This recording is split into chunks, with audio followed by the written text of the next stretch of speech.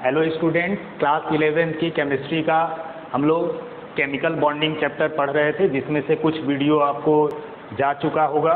और इस वीडियो में आज हम लोग रेजोनेंस के बारे में जानेंगे। रेजोनेंस क्या होता है, रेजोनेटिंग स्ट्रक्चर क्या होते हैं। तो हम जानते हैं कि जो कुछ मॉलिक्यूल्स हैं उनका स्ट्रक्चर जो प्रॉपर्टी है वो एक से ज़्यादा स्ट्रक्चर पे डिपेंड करता है। तो इस तरह जो एक्चुअल स्ट्रक्चर है उसको हम लोग रेजोनेंस हाइब्रिड कहते हैं दूसरे स्ट्रक्चर से। ठीक है, तो चलिए देखते हैं कि ये रेजोनेंस क्या होता है और कैसे हम रेजोनेटिंग स्ट्रक्चर ड्रॉ करेंगे।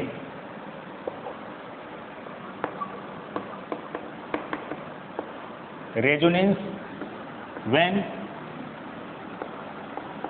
Molecule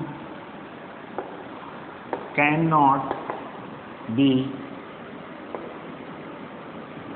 represented by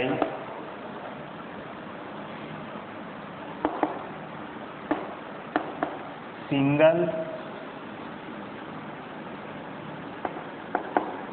structure but its characteristic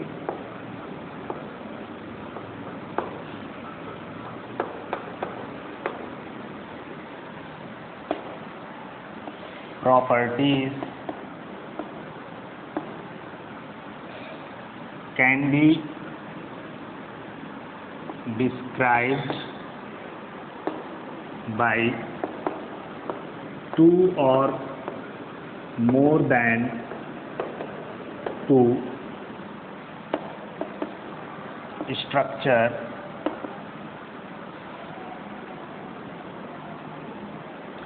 then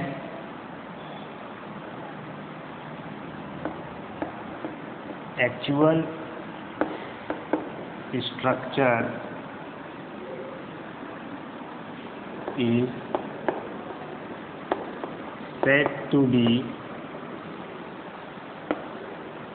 resonance hybrid of these structure। ठीक है, तो when molecule can not be represented by single structure, यानी अगर मॉलिक्यूल को सिंगल स्ट्रक्चर से रिप्रेजेंट नहीं किया जाता है, यानी उसका एक ही स्ट्रक्चर से हम उसकी प्रॉपर्टी को जब नहीं समझते हैं, ठीक है, उसके एक से ज़्यादा स्ट्रक्चर तब होंगे और उसी स्ट्रक्चर पे उसकी कैरेक्टरिस्टिक डिपेंड करेगी। ठीक है, तो यहाँ लिखा है but it's characteristic properties can be described by two और मोर देन टू स्ट्रक्चर, यानी किसी मॉलिक्यूल के एक स्ट्रक्चर से उसकी प्रॉपर्टी को हम नहीं समझ पाते हैं, उसका एक, दो या दो से ज़्यादा जब स्ट्रक्चर होता है तो उन स्ट्रक्चर को एक्चुअल स्ट्रक्चर का क्या कहते हैं हम लोग, रेजोनेंस हाइब्रिड कहते हैं। तो रेजोनेंस का मतलब होता है मोर देन टू या मोर देन टू स्ट्रक्चर उसका फॉर्म हो जिसपे उस मॉलिक्यूल की केमिकल प्रॉपर्टी जो भी है उन्हीं पे डिपेंड करे। अब हमें यहाँ जानना है कि रेजोनेंस के कंडीशन क्या है, कैसे ये रेजोनेटिंग स्ट्रक्चर बनते हैं। तो कंडीशन की अगर बात किया जाए तो फर्स्ट कंडीशन है रेजोनेटिंग स्ट्रक्चर के बनने का, और वो फर्स्ट कंडीशन ये है कि कंट्रीब्यूटिंग स्ट्रक्चर शुड बी या should have same atomic position. ठीक, यानी रेजोनेटिंग स्ट्रक्चर बनाने के लिए क्या होना चाहिए, जो भी कंट्रीब्यूटिंग स्ट्रक्चर है वो सेम एटॉमिक पोजीशन उसका होना चाहिए। उसके बाद second point, contributing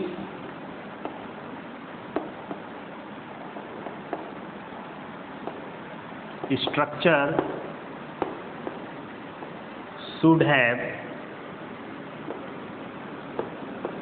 same number of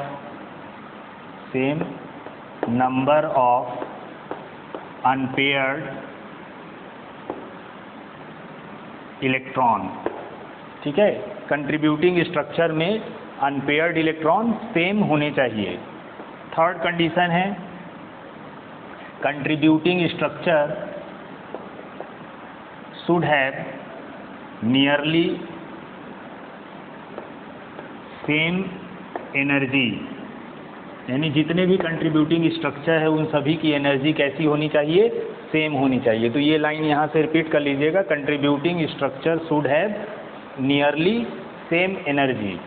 उसके बाद फोर्थ पॉइंट है इसका कंडीशन, निगेटिव चार्ज कहाँ पे रहेगा, इलेक्ट्रोनिगेटिव एटम पे, negative charge on electronegative atom and positive charge on electropositive atom. ठीक, निगेटिव चार्ज इलेक्ट्रोनिगेटिव एटम पे होगा और पॉजिटिव चार्ज इलेक्ट्रोपॉजिटिव एटम पे होगा। तो ये रेजोनेंस है और फिर इससे हम लोग रेजोनेटिंग स्ट्रक्चर पाते हैं। अब उसका एग्जांपल अभी हम आपको बताएंगे और यहाँ पे ये कंडीशन है कि कब रेजोनेटिंग स्ट्रक्चर फॉर्म होगा।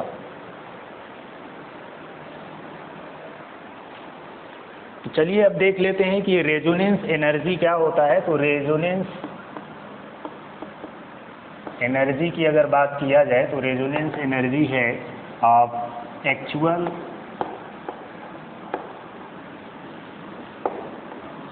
बॉन्ड एनर्जी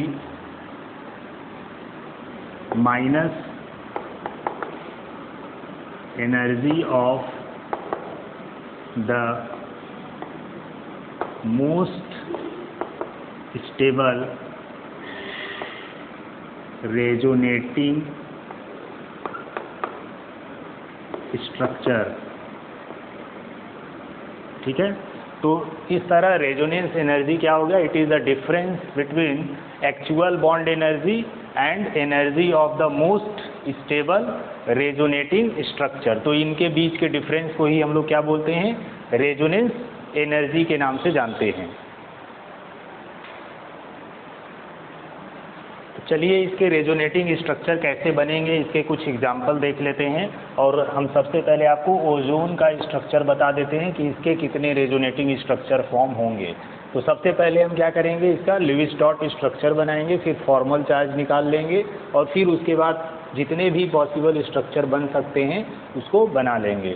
तो इसमें नंबर ऑफ इलेक्ट्रॉन कितने हो जाएंगे, 3 इंटू इसके ऑक्सीजन के वैलेंस शेल में 6 इलेक्ट्रॉन है तो 18 इसके नंबर ऑफ इलेक्ट्रॉन हो जाएंगे, जिसमें से लोन बॉन्ड पेयर इलेक्ट्रॉन कितने होंगे, तो 2 इंटू नंबर ऑफ बॉन्ड। तो ऑक्सीजन के साथ एक तो सेंट्रल एटम हो जाएगा, 2 ऑक्सीजन इसके साथ बॉन्ड बनाएगा तो ये 4 इसमें बॉन्ड पेयर इलेक्ट्रॉन हो गया। लोन पेयर इलेक्ट्रॉन 18 माइनस 4 कर देंगे तो 14 लोन पेयर इलेक्ट्रॉन होगा। तो ये लोन पेयर इलेक्ट्रॉन ही आपको ऐसे ओजोन मॉलिक्यूल के साथ डिस्ट्रीब्यूट करना है, ऑक्सीजन मॉलिक्यूल जो ओजोन में हैं।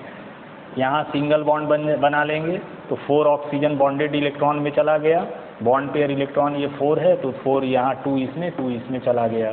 अब लोन पेयर इलेक्ट्रॉन बच रहा है तो अब इसका डिस्ट्रीब्यूशन करना है। तो ये सेंट्रल एटम पे तो करेंगे नहीं, तो कॉर्नर एटम ये दोनों हैं, इसमें अभी 6 इलेक्ट्रॉन चाहिए तो इसको 6 इलेक्ट्रॉन दे देंगे। ऐसे इसको भी 6 इलेक्ट्रॉन दिए, अब 2 इलेक्ट्रॉन और बच रहा है तो इसको यहाँ दे के छोड़ देंगे। तो इस तरह ये इसका लेविस डॉट स्ट्रक्चर हो गया। अब इस स्ट्रक्चर में अब आपको क्या करना है, यहाँ सेंट्रल एटम की वैलेंसी को फुलफिल करना है। तो 2 4 इलेक्ट्रॉन और 6 इलेक्ट्रॉन हो गया। अभी 2 इलेक्ट्रॉन इधर से हटाइए और यहाँ बॉन्ड लगा दीजिए तो ये 8 इलेक्ट्रॉन इसके इस सेंट्रल एटम के पास भी हो गया। अब उसके बाद फॉर्मल चार्ज निकालेंगे। तो इस ऑक्सीजन का अगर फॉर्मल चार्ज निकालेंगे तो क्या आ जाएगा इसका फॉर्मल चार्ज, ऑक्सीजन के वैलेंस शेल में 6 electron, lone pair electron minus bond pair electron by 2 कर देंगे तो ये आ जाएगा आपका -1, यानी यहाँ पे -1 चार्ज रहेगा। उसी तरह इस ऑक्सीजन का फॉर्मल चार्ज निकाल लेंगे तो इसका फॉर्मल चार्ज क्या आ जाएगा, इसका 6 माइनस लोन पेयर इसमें 4 है, बॉन्ड पेयर इसमें 4 है तो ये सॉल्व कर लेंगे तो ये 6 माइनस 4 माइनस 2 यानी यहाँ 0 आ जाएगा, कोई चार्ज नहीं रहेगा। इसका फॉर्मल चार्ज निकाल लेंगे तो फॉर्मल चार्ज यहाँ आ जाएगा 6 माइनस 2 माइनस 4 to 6/2, तो यहाँ से आ जाएगा 6 - 2 - 4, यानी यहाँ भी 0 हो जाएगा, कोई चार्ज नहीं होगा। तो एक निगेटिव चार्ज होगा जो इस ऑक्सीजन के पास रहेगा। तो चलिए ये हो गया। तो अब इस स्ट्रक्चर को, ये लेविस डॉट स्ट्रक्चर है, इसी के जैसे यहाँ डबल बॉन्ड बना है तो ये डबल बॉन्ड यहाँ ना बन के यहाँ बन सकता है। यानी इस स्ट्रक्चर को हम ऐसे लिख सकते हैं, इस ऑक्सीजन के ऊपर निगेटिव चार्ज है और यहाँ डबल बॉन्ड है। तो एक तो ये स्ट्रक्चर बन गया इसका, और दूसरा स्ट्रक्चर ये हो सकता है कि ये डबल बॉन्ड इस तरफ बन जाए और इधर सिंगल ऑक्सीजन हो। ठीक है, तो ये 2 स्ट्रक्चर इसके पॉसिबल है। तो ये दोनों स्ट्रक्चर, जो फर्स्ट स्ट्रक्चर और सेकेंड स्ट्रक्चर है, ये दोनों कैनोनिकल स्ट्रक्चर कहलाएंगे, कैनोनिकल स्ट्रक्चर कहलाते हैं। ठीक, और ये स्ट्रक्चर रेजोनेंस हाइब्रिड है किसका, ये यहाँ पे ऑक्सीजन जो लगे हैं, इस ऑक्सीजन के बीच में आपको ये बॉन्ड बना हुआ है, ये बॉन्ड डबल बॉन्ड। अब ये बॉन्ड इस तरह से ये डॉटेड लाइन से ऐसे दिखा देंगे ताकि ये स्ट्रक्चर, ये बॉन्ड जो है वो दोनों तरफ से डबल बॉन्ड हो सकता है, पार्शियल डबल बॉन्ड इधर भी, पार्शियल डबल बॉन्ड उधर भी हो सकता है। तो इस तरह ये रेजोनेंस हाइब्रिड हुआ एक्चुअल स्ट्रक्चर के। ठीक, और ये जितने भी डिफरेंट स्ट्रक्चर पॉसिबल हो सकते हैं वो कैनोनिकल स्ट्रक्चर कहलाएंगे। तो इस तरह से आपको लुईस डॉट स्ट्रक्चर बनाना होगा, फॉर्मल चार्ज निकालना होगा और फिर आप उसके स्ट्रक्चर को बना पाएंगे, जिसको हम लोग रेजोनेटिंग स्ट्रक्चर कहेंगे। तो नेक्स्ट एग्जांपल है carbonate ion CO3 2-। Carbonate ion का सबसे पहले हम लोग चार्ज निकाल लेंगे। तो ये चार्ज टोटल कितने होंगे, कार्बन के वैलेंस शेल में 6, ये एटॉमिक नंबर 6 है तो 4 इलेक्ट्रॉन होता है। उसी तरह ऑक्सीजन 3 इंटू ऑक्सीजन के वैलेंस शेल में कितने इलेक्ट्रॉन होंगे, 6 इलेक्ट्रॉन। और माइनस चार्ज है 2, तो इसको प्लस कर देंगे, प्लस चार्ज होता तो माइनस कर देते। तो ये 4 + 18, 6 × 3 = 18 और 2 20 हो गया, यानी 24 इसमें टोटल चार्ज आ गया। अब यहाँ पे बॉन्ड पेयर इलेक्ट्रॉन कितने हो जाएंगे, तो बॉन्ड पेयर इलेक्ट्रॉन हो जाएगा टोटल, इसमें कार्बन के साथ कितने बॉन्ड बनेंगे, 3 बॉन्ड। तो 2 × 3 यानी 6 इलेक्ट्रॉन बॉन्ड पेयर। तो लोन पेयर 24 - 6 करेंगे तो ये आ जाएगा आपका 18 इलेक्ट्रॉन लोन पेयर इलेक्ट्रॉन है। अब इसका लेविस डॉट स्ट्रक्चर बना लेंगे। 3 ऑक्सीजन है तो 1 2 3। अब यहाँ पे हम लोग क्या करेंगे, या इसको इस तरह अरेंज करके या ऐसे भी अरेंज कर सकते हैं। ये 2 ऑक्सीजन इधर, 1 ऑक्सीजन यहाँ पे। कार्बन के पास, अब यहाँ सबके पास सिंगल बॉन्ड ऐसे बना लेंगे। ठीक, टोटल 6 इलेक्ट्रॉन यहाँ चला गया, बॉन्ड पेयर इलेक्ट्रॉन 6 था भी तो 6 यहाँ पे यूज हो गया। अब बचा 18 इलेक्ट्रॉन। तो कॉर्नर एटम का ऑक्टेट कंप्लीट करेंगे सबसे पहले। तो 6 इलेक्ट्रॉन इसको दे देंगे, 2 4 6। इसी तरह 6 इलेक्ट्रॉन इसको भी दे देंगे, 6 इलेक्ट्रॉन इसको भी दे देंगे। तो इस तरह आपका जितना भी लोन पेयर इलेक्ट्रॉन बचा था 18, वो पूरा आपका कॉर्नर एटम के पास कंप्लीट हो गया। अब कॉर्नर एटम का ऑक्टेट कंप्लीट हो गया। आप सेंट्रल एटम को देखिए, तो सेंट्रल एटम में यहाँ पे सिंगल 2 4 और 2 6 इलेक्ट्रॉन है। तो कहीं से भी 2 इलेक्ट्रॉन, अगर यहाँ नहीं तो यहाँ का 2 इलेक्ट्रॉन हटाइए और यहाँ पे बॉन्ड बना दीजिए, तो इसका भी ऑक्टेट कंप्लीट है। और इसका यानी ये 4 इलेक्ट्रॉन यहाँ है, 4 ऊपर है, तो इस ऑक्सीजन का ऑक्टेट कंप्लीट हो गया। और इस कार्बन का भी 4 इसमें, 2 इसमें, 2 इसमें, ऑक्टेट इस कार्बन का भी कंप्लीट हो गया। तो इस तरह से ये लुईस डॉट स्ट्रक्चर बन गया। अब इस लुईस डॉट स्ट्रक्चर में सभी का फॉर्मल चार्ज निकाल लेंगे। तो इसका फॉर्मल चार्ज अगर निकालते हैं तो इस ऑक्सीजन का कितना आएगा फॉर्मल चार्ज, 6 - 4 - बॉन्ड पेयर 4/2। तो ये आ गया 6 - 2 - 2। तो यहाँ से 6 - 4, ठीक है, 4 - 2, तो ये आ गया 0। 6 कैंसिल हो गया, कोई चार्ज नहीं होगा। यहाँ पे फॉर्मल चार्ज ये 6 - 6 - 2/2, तो यहाँ से -1 आ जाएगा। ठीक है, इस ऑक्सीजन पे -1 चार्ज रहेगा। इस ऑक्सीजन पे फॉर्मल चार्ज 6 - 6 - 2/2, तो यहाँ पे भी सेम इसी तरह यहाँ पे भी -1 चार्ज हो जाएगा, ठीक है, -1 चार्ज यहाँ पे भी रहेगा। इस कार्बन का अगर फॉर्मल चार्ज निकालते हैं तो कार्बन के पास 6, इसका वैलेंस सेल में कितने इलेक्ट्रॉन है कार्बन के, 4 है, और इसके पास बॉन्ड पेयर इलेक्ट्रॉन 2 2 4 और ये 2 6 और 2 8 हो गया bond pair, minus lone pair electron इसके पास एक भी नहीं है, लोन पेयर इलेक्ट्रॉन एक भी नहीं है, बॉन्ड पेयर इलेक्ट्रॉन 8/2 हो गया, तो यहाँ से 4 - 4 0, कोई चार्ज नहीं रहेगा इसमें, तो 2 निगेटिव चार्ज है। तो यहाँ से स्ट्रक्चर अगर लिखेंगे कार्बन का, तो यहाँ आप देख रहे हैं ये डबल बॉन्ड है, और यहाँ पे इस ऑक्सीजन के साथ एक निगेटिव चार्ज है और इस ऑक्सीजन पे एक निगेटिव चार्ज है, तो ये एक स्ट्रक्चर हो गया। डबल बॉन्ड यहाँ पे है, तो ये डबल बॉन्ड यहाँ ना बन के यहाँ भी बन सकता है, यानी ये ऑक्सीजन इस ऑक्सीजन का कार्बन के साथ यहाँ निगेटिव चार्ज हो गया, डबल बॉन्ड यहाँ आ गया, ठीक है। तो ये स्ट्रक्चर एक पॉसिबल है। सेकेंड स्ट्रक्चर और पॉसिबल एक हो सकता है जिसमें ये कार्बन के साथ डबल बॉन्ड यहाँ ना रह के यहाँ पे आ जाए, यहाँ डबल बॉन्ड आ जाए, तो ये 3 स्ट्रक्चर इसके पॉसिबल है, यानी डबल बॉन्ड जो है अल्टरनेट ऑर्डर पे रोटेट करता रहेगा, एक जगह पे नहीं रहेगा, तो ये 3 स्ट्रक्चर क्या कहलाएंगे। अब इसके लोन पेयर इलेक्ट्रॉन को आप इसी के ऊपर लिखे रहने देंगे, ऐसा 1 2 3 4, और यहाँ पे भी 1 2 3 4 5 6, यहाँ 1 2 3 4 5 6, उसी तरह इस पे भी दिखा लेंगे 1 2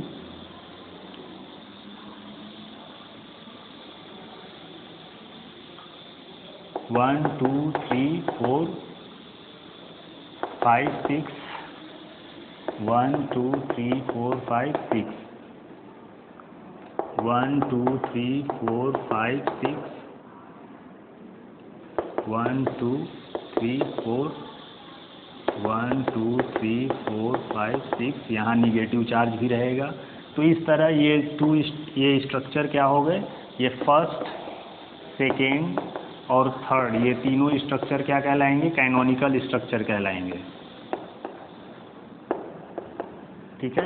अब इस कैनोनिकल स्ट्रक्चर को हम इस तरह रेजोनेंस स्ट्रक्चर के फॉर्म में ऐसे लिख सकते हैं, कार्बन इस ऑक्सीजन के साथ सिंगल बॉन्ड तो बना ही रहा है, साथ में ये पार्शियल डबल बॉन्ड भी इनके साथ ऐसे रहेगा इसका, यानी डबल बॉन्ड कैरेक्टर इसमें भी पाया जा सकता है। तो ये स्ट्रक्चर क्या कहलाएगा, निगेटिव चार्ज यहाँ भी, निगेटिव चार्ज यहाँ भी, कोई 2 ऑक्सीजन एटम के ऊपर निगेटिव चार्ज बना रहेगा। तो इस तरह ये इसका ये जितने भी बॉन्ड इसमें बन रहे हैं ये नंबर ऑफ रेजोनेटिंग स्ट्रक्चर कहलाएंगे और इसके रेजोनेंस हाइब्रिड होंगे। तो ये इस तरह से आपको रेजोनेटिंग स्ट्रक्चर फॉर्म करना होगा। उसके लिए लुईस डॉट स्ट्रक्चर बनाने आता है, फॉर्मल चार्ज निकालने आता है, तो इसी का यूज करके आपको जितने भी पॉसिबल स्ट्रक्चर बन सकते हैं रेजोनेटिंग स्ट्रक्चर, उसको आप ऐसे बना के प्रैक्टिस कर सकते हैं।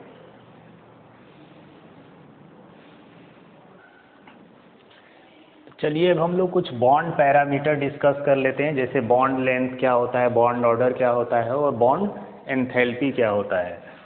तो सबसे पहले हम लोग बॉन्ड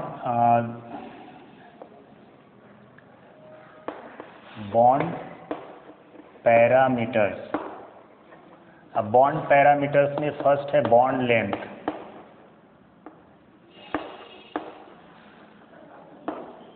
अब बॉन्ड लेंथ होता क्या है, तो जैसे अगर 2 मॉलिक्यूल है,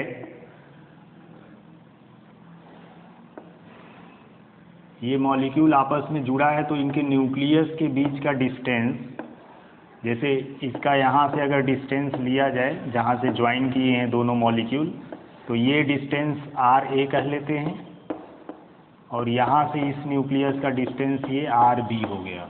तो टोटल अगर R निकाला जाए तो ये RA प्लस RB। अगर मान लीजिए ये दोनों डिस्टेंस RA और RB सेम हो जाए तो फिर क्या हो जाएगा, R इक्वल टू क्या आ जाएगा, D/2, यानी टोटल डायमीटर हो जाएगा, और ये कोवैलेंट रेडियस को रिप्रेजेंट करेगा, ठीक है। ये कोवैलेंट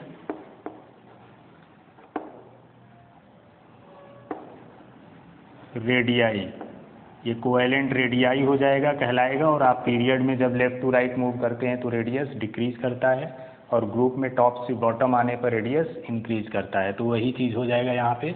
अब ये डिफाइन कैसे किया जाएगा, तो आप इसको डिफाइन कर सकते हैं, average distance between the centre of nuclei of two bonded atom in a molecule. ठीक है, तो इस तरह ये मॉलिक्यूल के एटम हैं, ठीक, ये 2 एटम है मॉलिक्यूल के, तो इस तरह यहाँ इस एटम के न्यूक्लियस का डिस्टेंस और इस एटम के न्यूक्लियस के डिस्टेंस ये RA और RB से दिखाया गया है। तो इसी तरह लिखा गया है, average distance between the centre of nuclei of 2 bonded atom in a molecule. तो इसी डिस्टेंस को हम लोग बॉन्ड लेंथ के नाम से जानते हैं, यानी ये डिस्टेंस जो है बॉन्ड लेंथ कहलाएगा।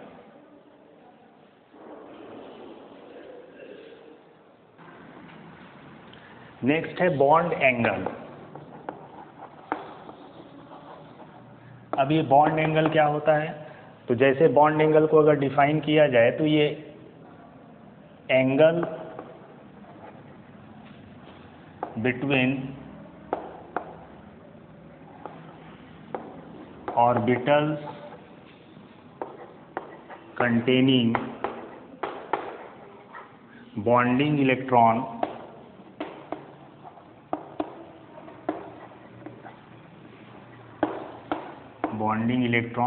pair around the central atom in a molecule। ठीक है, तो angle between orbital containing bonding electron pair around the central atom in a molecule. तो जैसे सेंट्रल एटम वाटर की बात करें तो वाटर में ऑक्सीजन के साथ 2 हाइड्रोजन एटम इस तरह जुड़े होते हैं उसके बॉन्डिंग में, और आप यहाँ पे ये लोन पेयर ऑफ इलेक्ट्रॉन भी इसके पास प्रेजेंट होता है।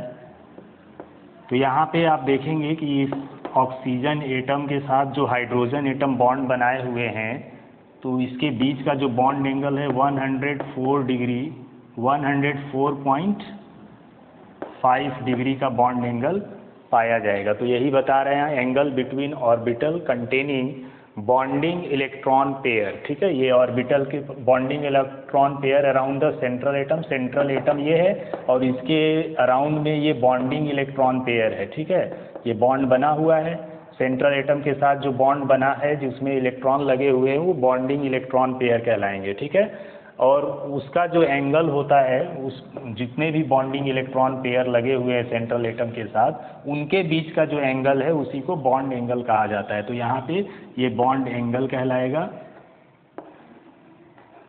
ठीक, सेंट्रल एटम के साथ जितने भी बॉन्ड बने हैं उन बॉन्ड के बीच का एंगल बॉन्ड एंगल कहलाएगा। तो वाटर में बॉन्ड एंगल कितना होता है, हाइड्रोजन मॉलिक्यूल के बीच में, हाइड्रोजन एटम के बीच में 104.5 डिग्री। उसी तरह अगर अमोनिया की बात किया जाए तो अमोनिया में भी हाइड्रोजन मॉलिक्यूल के बीच का जो बॉन्ड एंगल होता है वो यहाँ बॉन्ड एंगल 107.5 डिग्री का बॉन्ड एंगल अमोनिया में हाइड्रोजन एटम के बीच में पाया जाता है।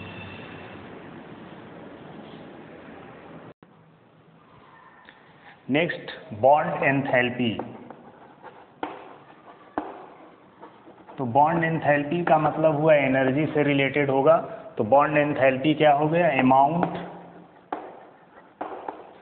Amount of energy required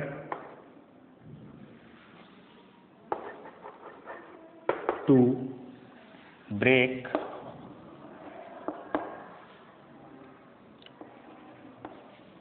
1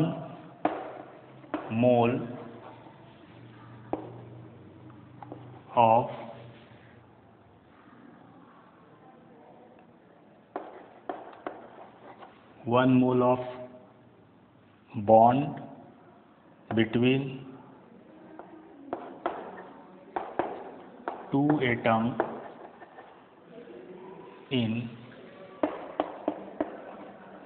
gaseous state, ठीक है।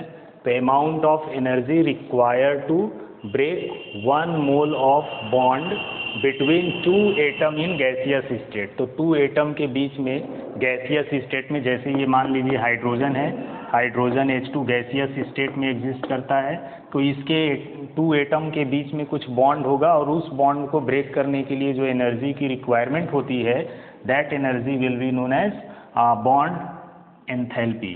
तो ये जब ब्रेक होगा तो ये किस में होगा? हाइड्रोजन गैस में, यानी 2 गैसियस एटम हाइड्रोजन के यहाँ पे बनेंगे और इस गैसियस एटम में जो एंथैल्पी होगा delta H, that will be 435.8 kilo joule per mole, ठीक है। इतनी एनर्जी की रिक्वायरमेंट होगी इस हाइड्रोजन के गैसियस एटम के बीच के बॉन्ड को ब्रेक करने के लिए, ठीक है। ये बॉन्ड है, इसके बीच में हाइड्रोजन मॉलिक्यूल के बीच में इस तरह 2 हाइड्रोजन एटम बॉन्डेड होंगे।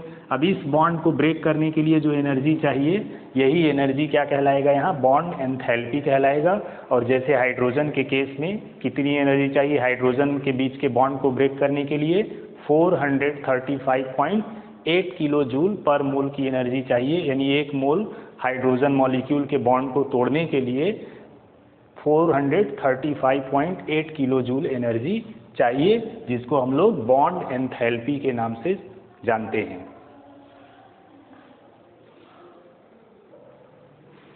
तो चलिए अब नेक्स्ट पैरामीटर जान लेते हैं, जिसको हम लोग बॉन्ड ऑर्डर के नाम से जानते हैं। अब ये बॉन्ड ऑर्डर क्या बताता है? तो number of bond between the 2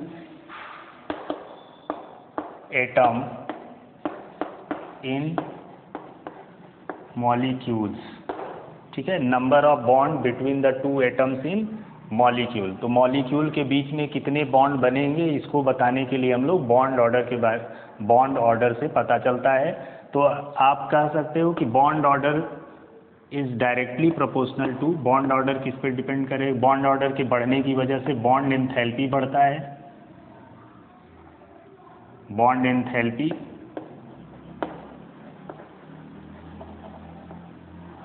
और बॉन्ड एंथैल्पी इनवर्सली ये bond order is directly proportional to bond enthalpy, ठीक है। यानी बॉन्ड ऑर्डर बढ़ेगा तो बॉन्ड एंथैल्पी भी बढ़ेगा, और बॉन्ड ऑर्डर अगर ज़्यादा होगा तो बॉन्ड एंथैल्पी के ये बॉन्ड लेंथ के इन्वर्सली प्रोपोर्शनल होता है,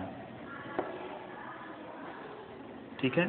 तो बॉन्ड ऑर्डर ज़्यादा होगा तो बॉन्ड लेंथ क्या होगा?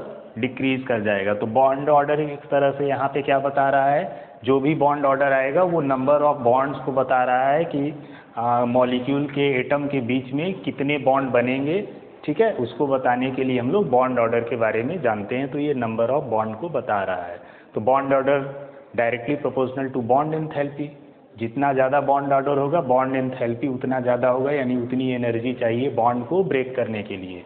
और बॉन्ड ऑर्डर ज़्यादा होना मतलब बॉन्ड लेंथ का कम होना भी बता रहा है। तो इस तरह से ये 4 पैरामीटर्स थे और उसको हमने यहाँ पे डिस्कस किया। नेक्स्ट टॉपिक है डाइपोल मूवमेंट। और डाइपोल मूवमेंट क्या बताता है? Percent of ionic character in covalent compound, ठीक है। कोवैलेंट कंपाउंड में कितना परसेंट आयनिक कैरेक्टर है, इसके बारे में हमें डाइपोल मूवमेंट से पता चलता है, ठीक है। तो चलिए देख लेते हैं कि ये डाइपोल मूवमेंट क्या है, कैसे इसको डिफाइन करेंगे, और डाइपोल मूवमेंट से किस तरह के हम पोलर, डाइपोल मूवमेंट हमें ये भी बताता है कि कौन सा मॉलिक्यूल पोलर होगा और कौन सा मॉलिक्यूल नॉन पोलर होगा, यानी इसके बेसिस पे हम मॉलिक्यूल की पोलैरिटी के बारे में भी बात कर सकते हैं। तो देख लेते हैं कि डाइपोल मूवमेंट है क्या।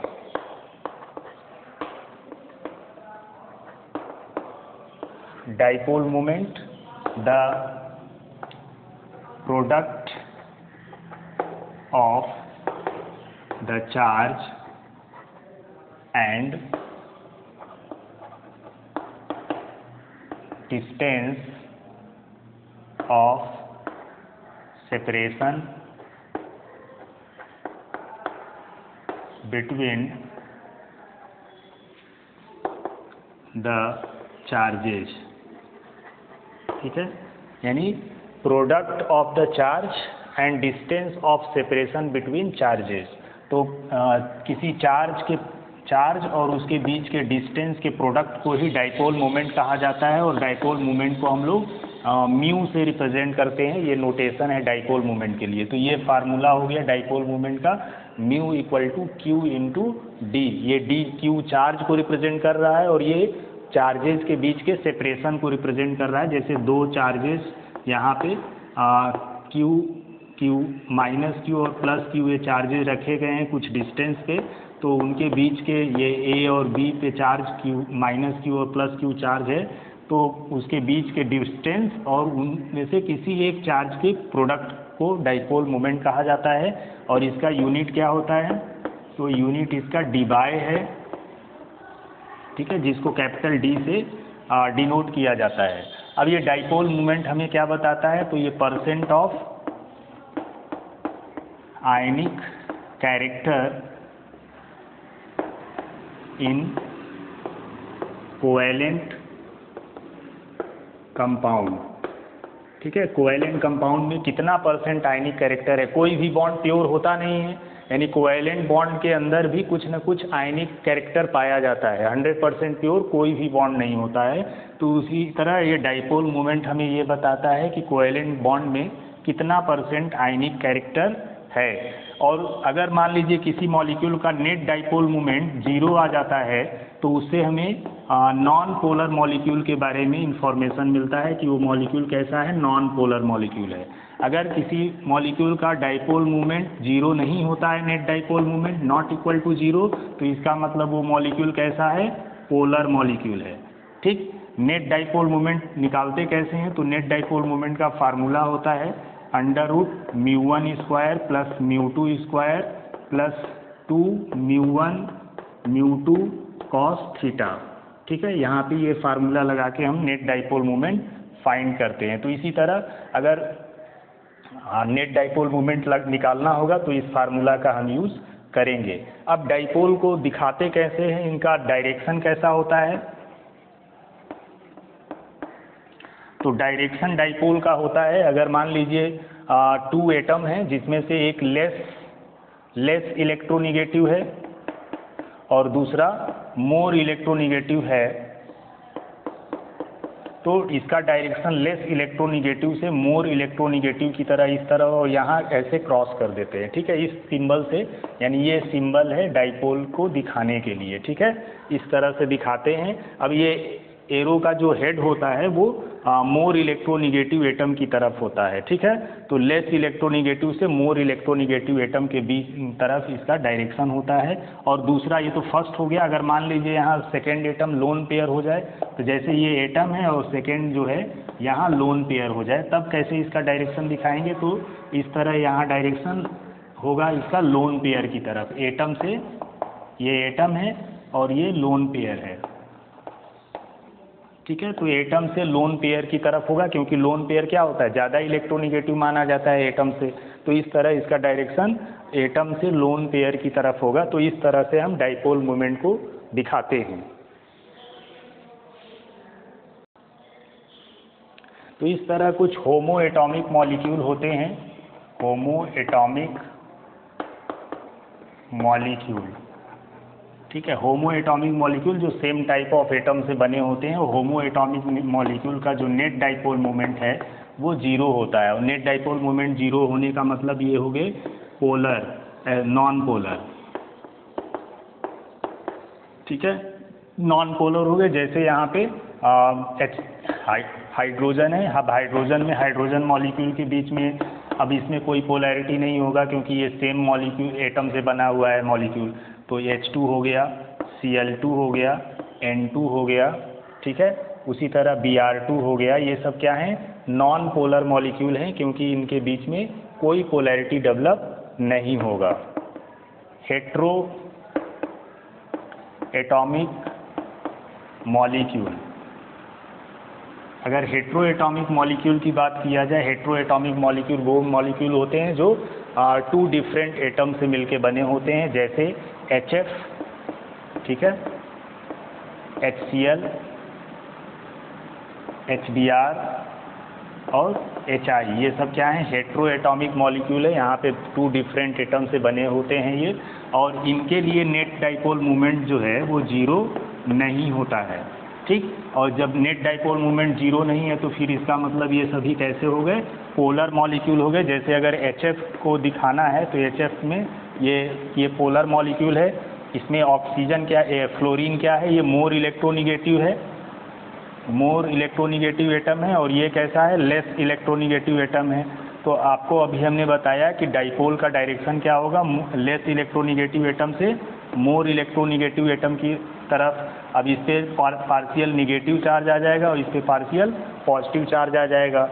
अब ये डाइपोल क्यों होता है, ये मोर इलेक्ट्रोनिगेटिव है तो इस इलेक्ट्रॉन पेयर, जो शेयरिंग इलेक्ट्रॉन पेयर है, उसको अपनी तरफ थोड़ा ये खींचेगा, अट्रैक्ट करेगा, तो उसकी वजह से इसके ऊपर निगेटिव चार्ज आ जाएगा, इसके ऊपर पॉजिटिव चार्ज आ जाएगा। यानी लोन पेयर ऑफ इलेक्ट्रॉन ठीक मिडिल में न रह के फ्लोरीन की तरफ झुका हुआ रहेगा। तो ये इसी की वजह से ये पोल्स डेवलप हो जा रहे हैं, पॉजिटिव और निगेटिव। तो इसी पोल्स के डेवलप होने को हम लोग डाइपोल मूवमेंट कह दे रहे हैं, और उसको हम इस तरह दिखाते हैं कि ये डाइपोल मूवमेंट का डायरेक्शन मोर इलेक्ट्रोनिगेटिव एटम की तरफ है। तो अगर इसमें बात किया जाए तो फ्लोरीन की इलेक्ट्रोनिगेटिविटी सबसे ज़्यादा होती है पीरियोडिक टेबल में, उसके बाद क्लोरीन की, उसके बाद ब्रोमीन और आयोडीन की, यानी टॉप से जैसे जैसे नीचे आते जाते हैं इलेक्ट्रोनिगेटिविटी डिक्रीज करता जाता है। तो अगर इसमें पूछा जाए कि सबसे ज़्यादा डाइपोल मूवमेंट किस में होगा, तो जो ज़्यादा इलेक्ट्रोनिगेटिव है वहाँ पे डाइपोल मूवमेंट ज़्यादा होगा। तो ये डाइपोल मूवमेंट का डिक्रीजिंग ऑर्डर हो गया, ठीक है। तो इस तरह से ये डाइपोल मूवमेंट देखने को मिलेगा। उसी तरह अगर HCl की बात करें तो HCl में भी डाइपोल मूवमेंट कैसे दिखाएंगे, हाइड्रोजन और क्लोरीन आपस में इस तरह बंधे हुए हैं। अब हाइड्रोजन और क्लोरीन में इसका डायरेक्शन इस तरफ होगा डाइपोल मूवमेंट का, इसके ऊपर निगेटिव चार्ज, इसके ऊपर पॉजिटिव चार्ज आ जाएगा। तो ठीक इसी तरह से आपको डाइपोल मूवमेंट को रिप्रेजेंट करना है, और इसका डाइपोल मूवमेंट 0 नहीं होगा। इस वजह से एक ऐसा मॉलिक्यूल है, पोलर मॉलिक्यूल है, ठीक है। और जिस मॉलिक्यूल का डाइपोल मूवमेंट 0 हो जाएगा वो कैसा मॉलिक्यूल है, नॉन पोलर मॉलिक्यूल है। जैसे ये H2Cl2 Br2 ये सब नॉन पोलर मॉलिक्यूल माने जाते हैं।